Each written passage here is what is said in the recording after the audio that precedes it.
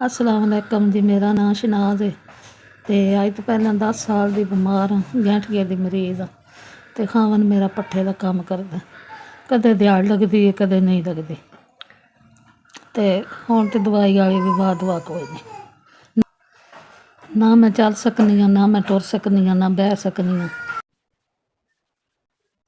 तुहाडा भला होवे जी, तुहाडा 3600 रुपया मैनूं लभ गया वे। अल्लाह तुहाडा भला होवे, अल्लाह तुहानूं सुख देवे। ते मैं इस बीमारी दी मरीज हाँ, ना टुर सकनी हाँ, ना चल सकनी हाँ। मैं बड़ी मथाज हाँ। ते मियां पट्ठे ते कम्म करदा, कदे दिहाड़ लगदी है कदे नहीं लगदी। अल्लाह तुहानूं बाला देवे, अल्लाह मुश्किल आसान करे। तुहाडा भला होवे। खावन मेरा पट्ठे ते जांदा, कदे दिहाड़ लगदी है कदे नहीं लगदी। मैं बड़ी मथाज ते मैं बड़ी मजबूर। अल्लाह तुहानूं बाला देवे, अल्लाह तुहानूं सुख देवे।